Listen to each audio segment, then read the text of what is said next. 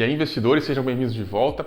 Hoje eu vou contar para vocês como é que foi minha trajetória quando eu comecei a investir no exterior. Qual é que foi minha estratégia, por onde eu comecei, enfim, como é que foi ali o meu passo a passo. E espero que com isso vocês também tenham ideia aí de como começar, ou se já começaram, como prosseguir, enfim, a gente possa se ajudar aí nessa caminhada. Então, eu sou o Enéas, esse é o Valoriza e vamos lá.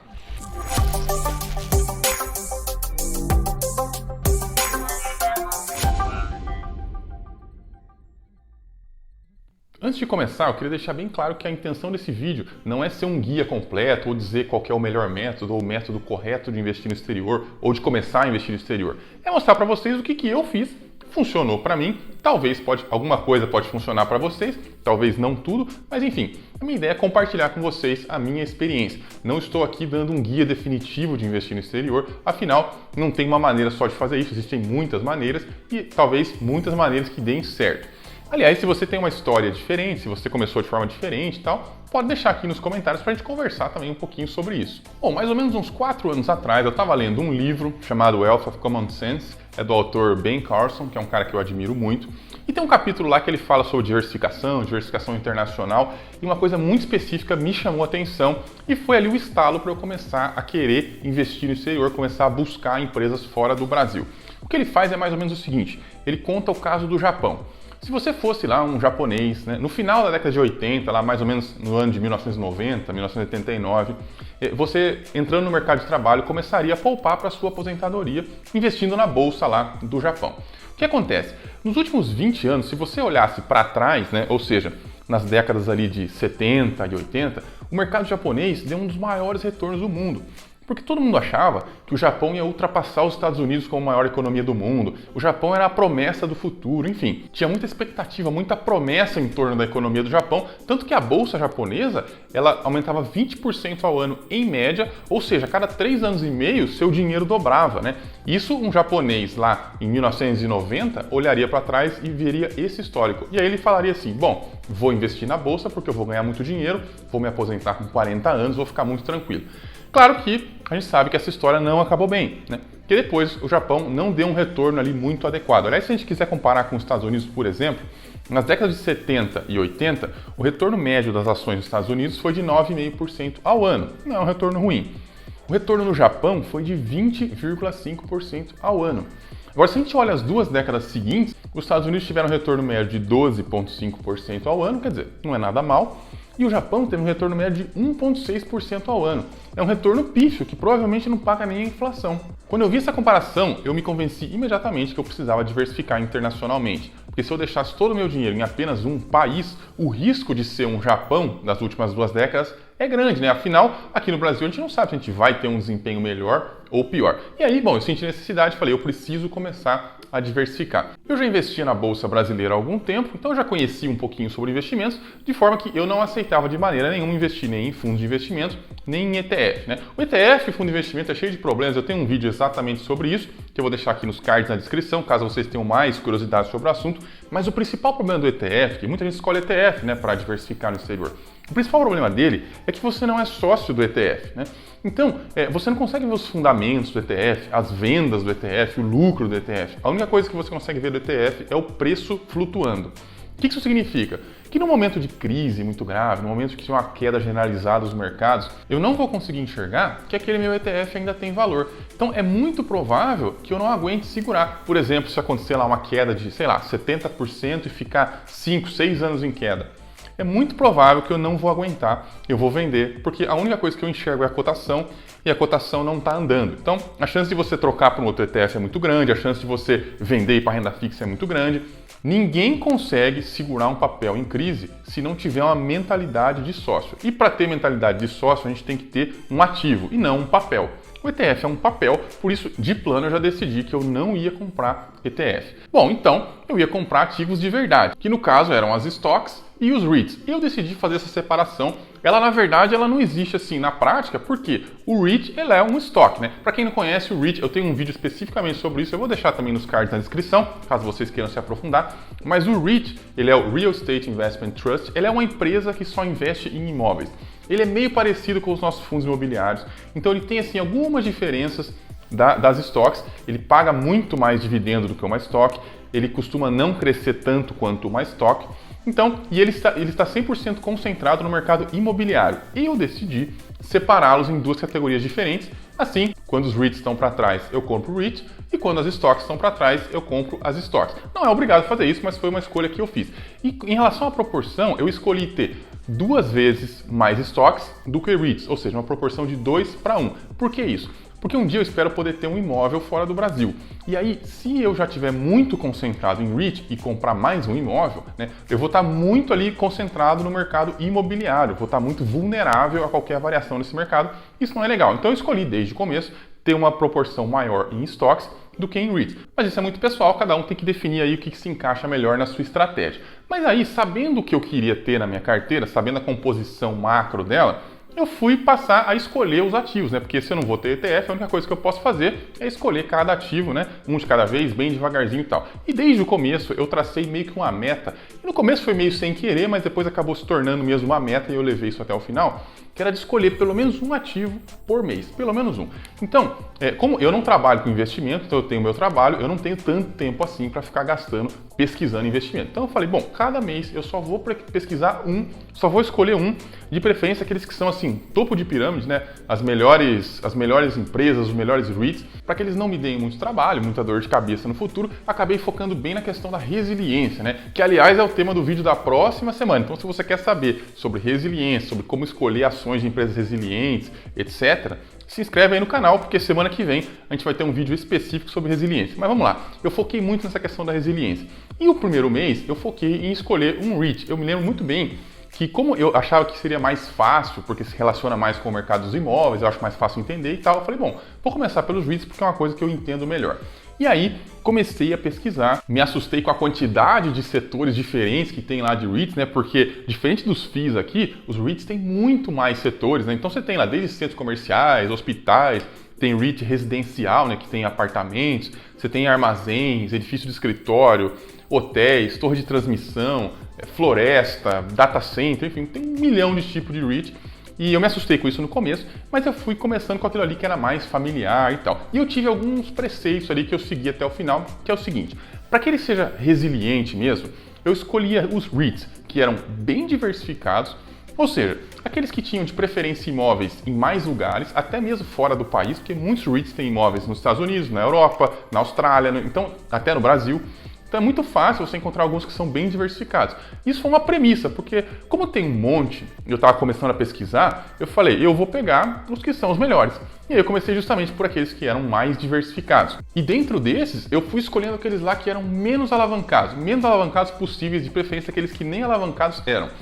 Quem já estudou REIT sabe que é muito difícil você encontrar REIT que não é nada alavancado. Geralmente eles têm alguma alavancagem. Uma rara exceção que eu acho que eu encontrei foi o PSB, que é um REIT que foi um dos meus primeiros que eu comprei, e ele parece que não é alavancado, mas eu entendo que ele emite ações preferenciais. Então, ações preferenciais é uma forma, né, deles se financiarem, afinal, quem é acionista preferencial não é sócio, é credor, eles sempre conversam isso aqui, eles financiam assim, mas eles não têm dívida financeira propriamente dita, foi o único que eu achei que não tinha dívida, mas eu achei alguns outros que tinham dívida baixa e tal. Mas no primeiro mês eu escolhi um só, aquele era o melhor, e aí simplesmente fui lá no dia do meu aporte e comprei feliz da vida porque tinha começado a investir no exterior.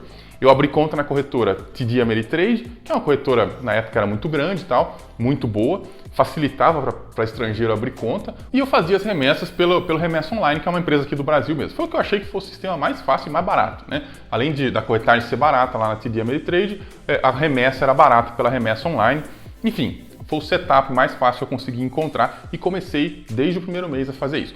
Aí no segundo mês eu comecei a estudar as stocks, eu virei a chavinha para stocks, porque a minha ideia era ir alternando. Então um mês eu estudava REIT, um mês eu estudava stocks, até conseguir pelo menos uma stock que fosse excelente. E quando você começa a estudar stocks, você assusta, porque tem um monte e muitas são muito boas, né? A gente tem uma dificuldade aqui na Bolsa Brasileira de encontrar, sei lá, 20 empresas que sejam excelentes. Se passar de 20, então, você tem que começar a arrochar os seus critérios, porque senão não consegue colocar mais.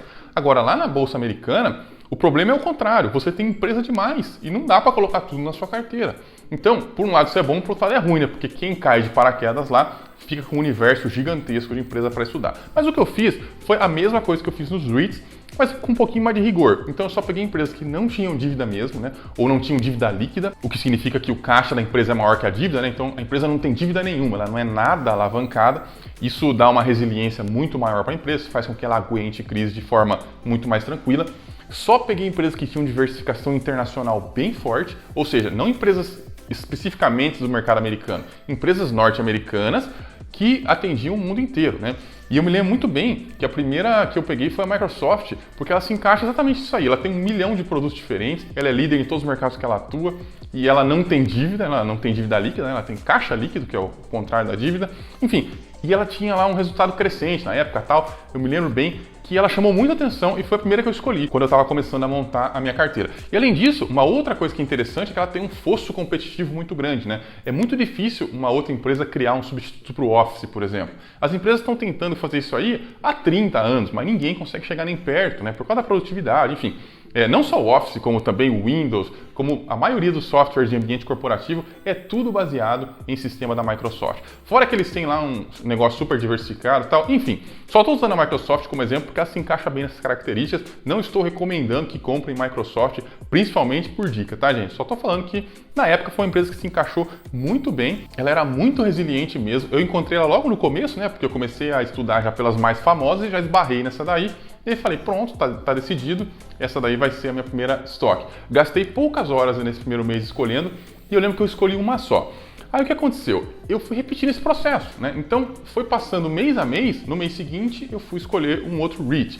Mesma coisa, critérios bem rigorosos, pouca alavancagem na medida do possível, bastante diversificação internacional, né? Ou seja, com pouco risco, né? Com bastante resiliência. Aí no outro mês escolhi uma outra estoque. Em alguns meses eu consegui escolher duas, né? Então foi aumentando mais rápido o meu portfólio.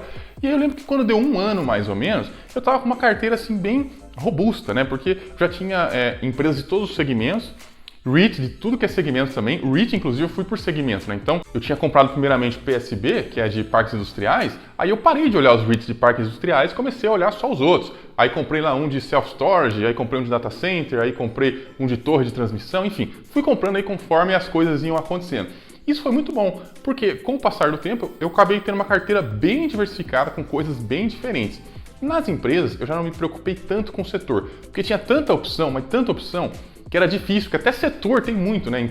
REIT tem lá 10 setores. Agora, empresas tem, sei lá eu quantos segmentos. Então eu fui simplesmente comprando ali as melhores que eu achava que era muito bom e tal. Sempre gastando poucas horas por mês, tá? Como eu já disse, esse não é o meu trabalho, eu não trabalho como investidor, então eu fazia o que qualquer pessoa normal poderia fazer. Gastava algumas horinhas ali dentro do mês, pesquisando, tentando achar alguma coisa e tal, sem se cobrar muito, mas sempre tentando achar o que tinha de melhor, sempre o que tinha de mais óbvio, de mais fácil, né? Para não ficar aí se perdendo em conta, em valuation, em coisa que não dá resultado no longo prazo, obviamente. E quando eu cheguei nesse ponto, eu já não tinha mais aquela obrigação de continuar procurando novos ativos e caçando novas empresas para diversificar mais e tal. Claro que eu não estava diversificado o suficiente, eu tinha cerca de 20 ativos, mas eu retirei de mim essa obrigação. O que eu fazia? Eu ia comprando quem estava para trás, como eu sempre fiz. Porém, com os olhos abertos. Se aparecia alguma coisa bacana, eu ia lá, estudava. Ouvia alguém falando alguma coisa interessante, eu ia lá, dava uma estudada e tal. Até hoje eu faço isso, né? Com todos os ativos da minha carteira eu faço isso. Alguém comenta nos comentários, tal empresa está fazendo não sei o que lá. Eu vou lá e dou uma estudada na empresa, vejo se ela não é interessante e tal. Eu acho que a gente sempre tem que estar acrescentando, né? A diversificação ela nunca é demais. Chega um momento que você não precisa mais perseguir a diversificação, não precisa ir loucamente atrás dela, mas sempre que aparece alguma novidade, alguma coisa boa e você realmente enxerga valor naquilo lá, é legal colocar na carteira. Foi isso que eu fui fazendo e é isso que eu faço até hoje. Mas o principal daí é que eu ia reequilibrando a carteira com os aportes e tal, daquele jeitinho que a gente já conhece. Nunca vendi nada, isso é muito importante. Desde que eu comecei a entrar, teve empresa que eu entrei que no final nem foi um resultado tão bom assim, mas nunca vendi nada, sempre comprando. A não ser, claro, que elas perdessem o valor, começassem a dar prejuízo, enfim, coisa muito terrível mesmo. Isso não aconteceu, então até hoje eu nunca vendi nenhum ativo e espero continuar assim.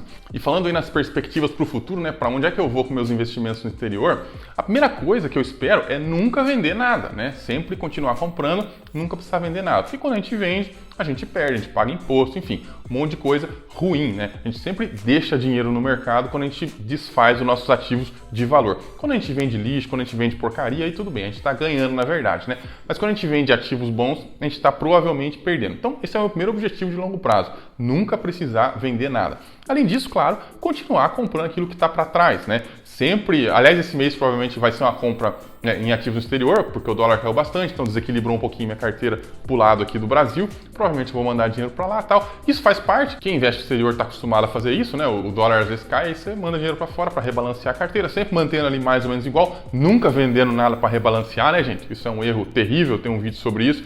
Vou deixar também nos cards na descrição para que vocês vejam e ficar de olho aberto, porque de vez em quando vai aparecer alguma estoque ou algum REIT que vai me chamar a atenção, eu vou estudar, vou gostar e vou querer colocar dentro da minha carteira. Então, sempre ficar de olho aberto, essa é a minha intenção no futuro, é assim que eu pretendo evoluir essa carteira até o dia que minha independência financeira estiver completamente garantida. Então, para concluir esse vídeo aqui, para amarrar tudo que a gente conversou, eu queria falar primeiro que a gente não sabe se o brasileiro de 2021 é o japonês lá de 1990.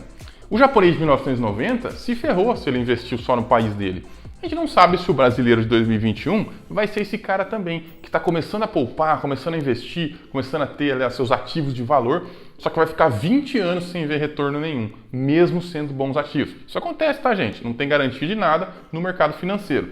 Então, pelo fato de a gente não saber se nós somos ou não aquele japonês, é melhor que a gente comece a diversificar, é melhor que a gente comece a investir no exterior para a gente mitigar o nosso risco, porque a gente divide o risco com o resto do mundo. Claro que diversificar só no Brasil já ajuda, já é muito melhor do que você não diversificar. Porém, quando você troca de país, troca de moeda e começa a investir de forma completamente diferente, com regras diferentes, com leis diferentes, com empresas diferentes, com públicos diferentes, né, com consumidores diferentes, enfim, você realmente está cortando o seu risco no meio, você está colocando as chances ao seu favor. Então, é uma coisa que a gente tem que sim considerar. E claro, né, espero que a minha história, a minha estratégia e tal ajude vocês também a começar. Quando eu comecei, eu não sabia muita coisa, eu fui começando, fui metendo a cara mesmo, achei sites que davam as informações, enfim, fui metendo a cara, fui atrás e acabou que deu certo, né? Tudo isso que eu falei para vocês foi muito tentativa e erro também.